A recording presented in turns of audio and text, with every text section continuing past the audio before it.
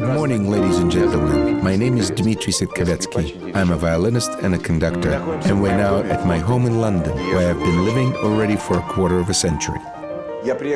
I moved here from Germany at the end of '80s. At that time, I didn't even start to conduct yet, but only played as a violin soloist and traveled around the world. Before that, I lived and studied in New York. And here in London, the city I love very much. I have lots of good friends.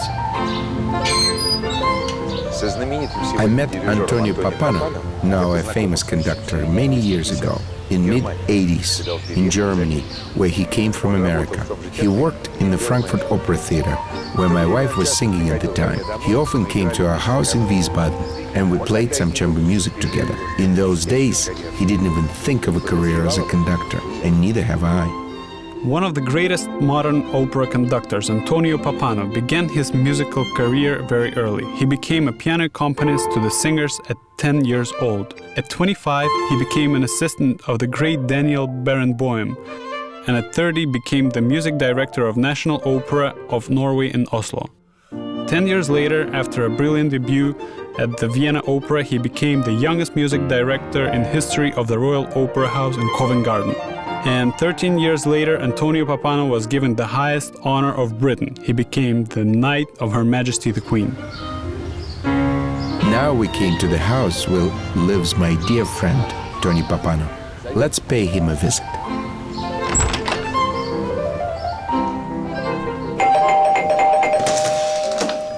Dima, welcome. Great to see you. Welcome. Thanks so much for seeing me. Please, give me your coat. Yeah. I gave you something back with great gratitude, and I've since dances. Oh, Rachman, fantastic. Then? Fantastic, thank you yes. very, very much. My goodness, you have the bags already all packed. Well, the conductor's life, traveling. Goodness. Now on to Rome tomorrow. To Rome tomorrow already, my Yes. God. And the cab is coming soon. The cab is coming soon, so we have to talk fast. Talk fast. Okay. Thanks, Tony. It's lovely to see you. Great to see you, even for just a day. Where did you just come from? Just in America, visiting my mother. And I was also there for my 35th high school reunion. So I've never been to a reunion, so it was the first time I'd seen a lot of people for 35 years. A fascinating experience. I was so frightened about this experience with my Roman orchestra, the orchestra of the Accademia di Santa Cecilia. We were in Germany, yes. in Brussels, in Belgium, and in Luxembourg. And of course, even being here for 24 hours, you still went to the theater. Yesterday I was in the theater all day after landing from New York, board meeting and a lot of administration things. As you know, conductor, the music is everything. But in an opera house, there are so many things that need care. Organization, future. They had a couple of days ago the general rehearsal of Robert le Diable of Meyerbeer. And in the fourth act, the flies didn't work, and the stage machinery didn't work. They had to stop the general rehearsal and do Act 5 with no staging, basically, just in front of the curtain or something. Because the whole mechanics stopped. We have the first night is coming up in I think tomorrow. So I mean, the life of the opera house it's thrilling. And frightening, and you have to make decisions, even very difficult decisions, and be confident of your decisions. And you have to be, and it's a tricky life. I don't recommend it for everybody. No.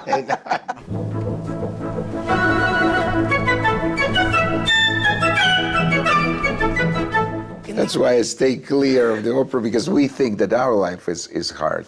No, it's a lot less, because there's no stage, there's no director, there's no singers canceling. It's just like being in the trenches, in the front line, all the time, in the bones of fire. But when opera, when everything comes together, when when magic. everybody's singing well, when the orchestra's playing well, when the production and the director, the regisseur and the conductor are like this. There's nothing like it.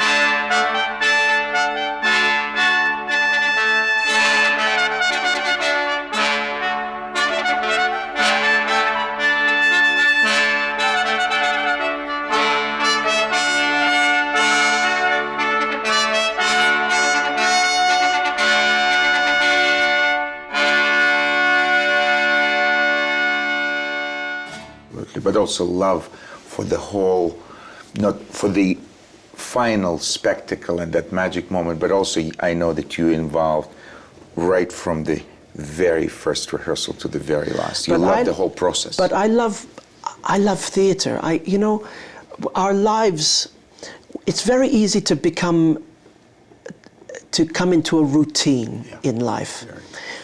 In theater, there's never routine. In the opera stories, yes, they're exaggerated. Maybe they're sometimes they're even cosmic. But the power of a struggle, the power of searching for resolution. Sometimes there is no resolution. Most opera is tragedy, but it's a wonderful life to be in. Absolutely. As long as every now and again you do a comedy. This is and don't take yourself completely seriously. The absolute advice of the opera conductor. Yes, do comedy from time to time.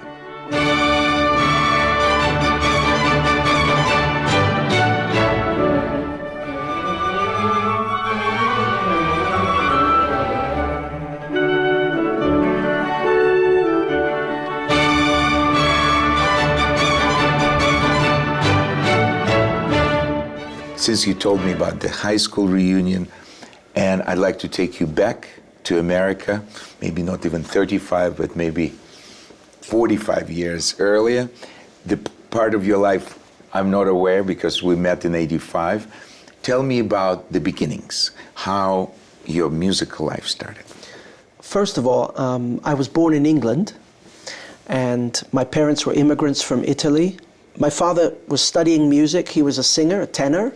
My mother worked to support him, doing every job imaginable, cleaning offices, working as a secretary. Work as the paramount thing in one's life. This, of course, was put into my brain from the very, very beginning. But it's a fantastic thing to have that kind of work ethic. It makes you, later in your life, a professional, and you have this ambition to achieve because you almost do it for your parents. Io la musica son che ai dolci accen. I started playing the piano at the age of 6. I was much more interested in playing football, but there was a piano in the house. My father was teaching. He started to teach quite early, and he was very good at it. By the age of 10, I was accompanying his students, and I did that for at least 12 years, working with him. I would go after school, I would go to the studio. Also, the psychology of singers, and the psychology of singing, and the mechanical the way it works. The way it works, and the apparatus, and how closely related to nature breathing and singing is. It's very easy to talk about, but there are very few singers who are able to breathe, sing, and have a natural relationship to language, and therefore a natural relationship to the musicality of the language. I admire singers very much. I push them because I think sometimes it's very easy to become lazy, especially if you have a fantastic vocal talent. Bravo Figaro, bravo, bravissimo, bravo Figaro, bravo, bravissimo, fortunatissimo, fortunatissimo, fortunatissimo per verità. Fortunatissimo, fortunatissimo, fortunatissimo per verità.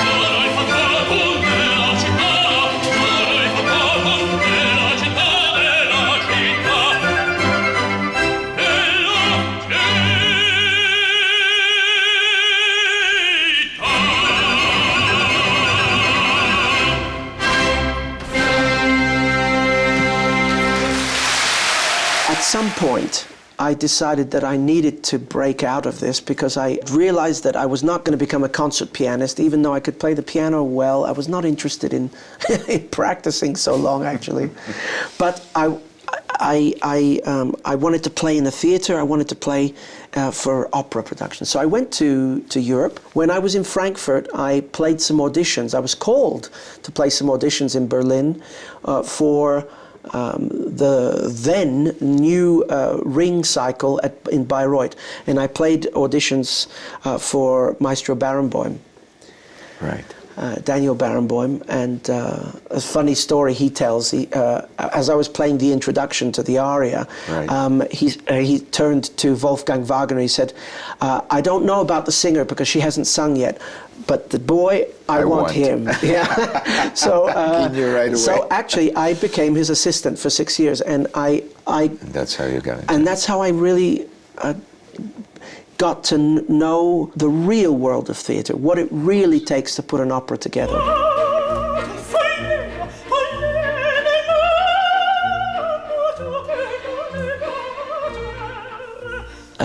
And it also made me aware of how much time it takes to become a really good conductor.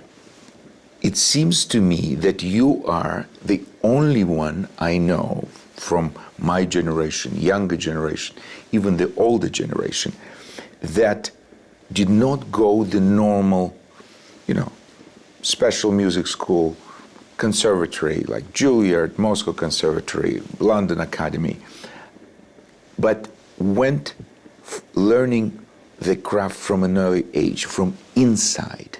And you got to know, as you said, the voice. You were getting the inside of the profession even before you got so-called the formal education. For me, your example is a good sign to something I felt for quite some time, that maybe our education needs to look backwards to look forward, to a Renaissance style, where the great Leonardo, Botticelli, Perugino studied with Verrocchio. They studied with great masters. Like in Moscow, there was Zverev, whose students were Rachmaninoff, Scriabin, Zilotti. For me, your example proves that theory. What do you think?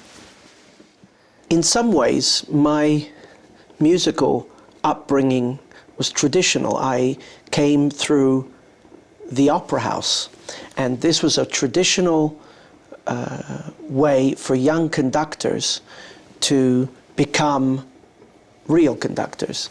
Now, I had no interest in conducting at the time, but I followed this path. Mm-hmm. I played for conductors, I watched conductors, I watched them rehearse, I watched them perform. What I missed in school was the social interaction. Of course. Being with people my age. I remember for so many years always being with older people, which is a fascinating, enriching experience. But when you're young, you also need to be with people your age. I've been very lucky. There have been certain teachers in my life that have been very, very important, and I think that. As you said before, the power of certain personalities to influence, to show the way, to make a profound impact on your life, that will always be more important than having done 4 years in the conservatory, and then you get the master's degree, and then the doctorate degree. Do you know that in certain schools now, in America, most teaching positions require a doctor's degree, a PhD. I could never get a job in a school, even with all my experience. I don't even have a bachelor's degree, not a master's degree. I mean, this is crazy, and I think... but how can you calculate the experience of being with all these people, conducting all of that you cannot measure in any kind of degrees? I think that going to a music school is probably the best thing to do if a young musician keeps in mind what the ultimate goal is. The ultimate goal is to become a professional, to work in the real world. The problem with school is that sometimes it becomes a territory self-enclosed. Self-enclosed. And exactly. This is very, very dangerous for any young musician. You have to go into what we call the trenches. You have to go in and figure out how music is made. Think of where you're going.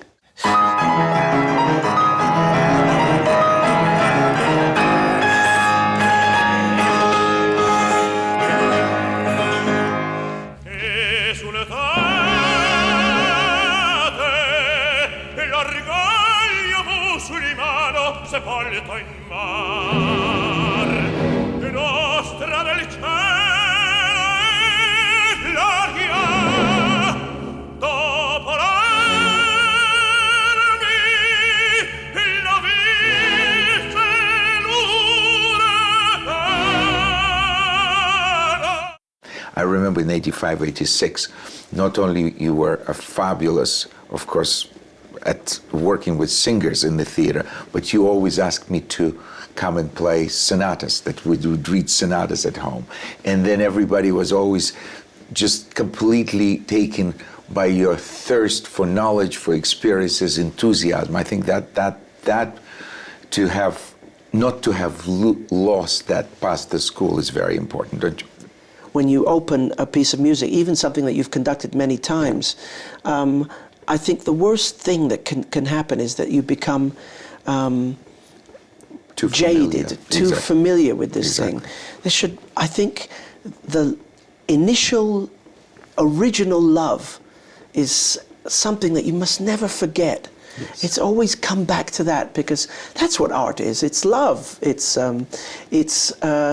needing poetry. Exactly. And it's not boring, and it's not just for intellectuals, or it fills your heart. Absolutely.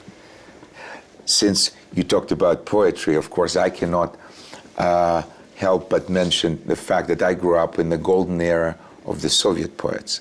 There was Yevtushenko, Akhmadulina, Voznesensky, and many others, and they were the rock stars at the time.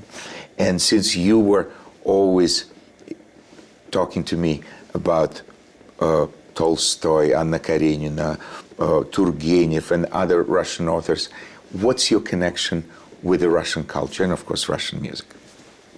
On a first level, my connection with Russian music, I've discovered with my Italian orchestra. I'll explain.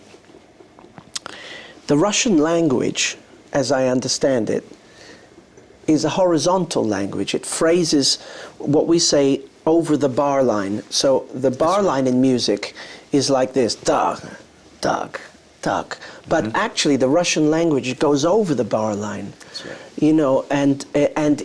And the Italian language does exactly the same. So.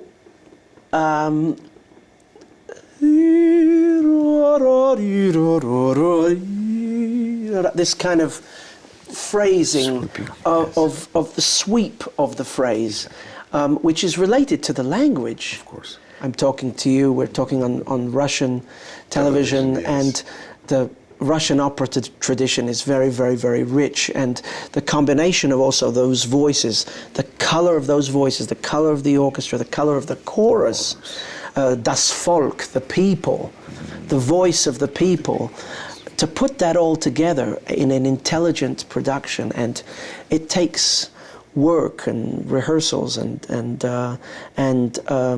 tremendous energy.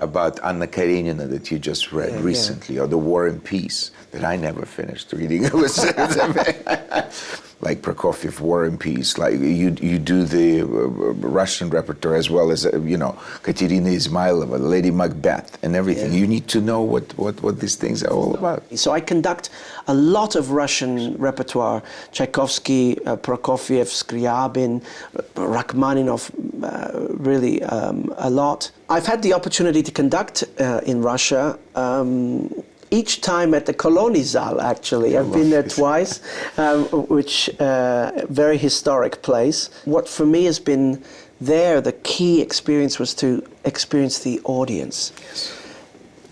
The passion with which the Russian audience listens is something there's no other place in the world. Really? The almost waiting to be given, to be fed. And this is there's nothing like it. I think it comes from maybe 75 years of a regime where you couldn't express what you really felt. And the only time you could do it in music without words. So it became the most intimate way of expressing certain things. Maybe so. Or maybe it comes even from the previous century. Who knows? It's an unforgettable experience. I conducted the Russian National Orchestra once, Rachmaninoff's Second Symphony, and I will never, ever forget the sound of the double basses and the cellos in that orchestra. The depth of sound and the personality of that sound, very much linked to the choirs and the singers, the whole school of Shalyapin, etc. And it really made a big impact on me. So I try to encourage my Italian orchestra to try to make that sound. I know that you've met the great Mstislav Rostropovich, and of course heard him conduct and play. For me, that's a figure very special because he was even at my parents' wedding 4 years before I showed up. So what was your experience with him? Well, my experience with him is a very funny story, actually, with Rostropovich, because I was performing on a gala for the London Symphony Orchestra, and I think it was in his honor that evening. And at the time, I used to wear a long coat. At the dinner afterwards, at the end of the dinner, he came running to me, and he said, "Oh, Pappano, Pappano, Pappano," and he kissed me, and "Oh, wonderful, wonderful, wonderful. And I heard you conducted the Lady Macbeth of Mtsensk. Everybody said wonderful, wonderful." He says, "Just one thing, your coat, it's too long. You must get rid of the coat. We must see your legs when we conduct." And that was my experience with Rostropovich. So I got rid of the coat, and now I only wear a shirt.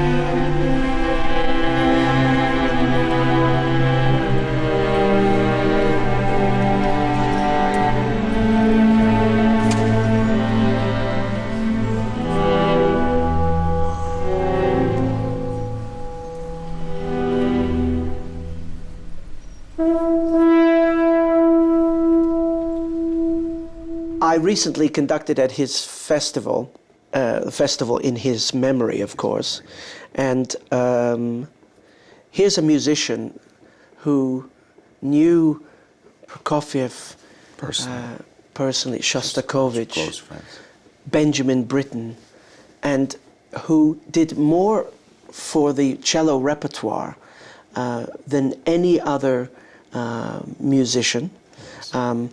He was a force. He was a force also as a teacher. He was totally compelling and demanding. I've seen and heard, actually, videos of him teaching. It's quite frightening and illuminating because what he stands for. Just the notes are just the beginning, but the expression and then reaching a level of technical perfection through conviction, and a very, very, very important man. He conducted, he played fantastic piano. For his wife, Galina. And a complete musician. I think in that way he's an example, a complete musician.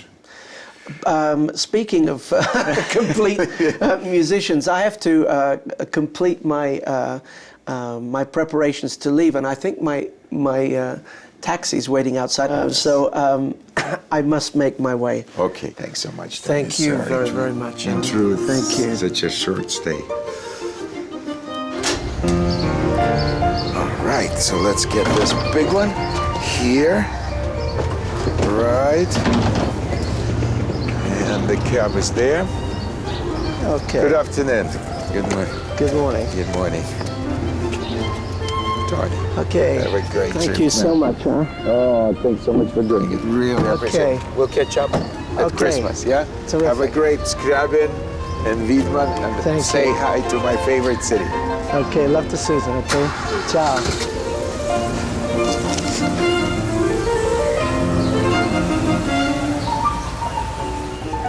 It's a pity that our short visit with Tony Pappano came to an end, but he has to go to Rome. For us musicians, it's a great luck to coincide in the same city even for a short time. Next time, I'll see Tony only around Christmas time. That was Dmitry Sitkovetsky. See you next time. Goodbye.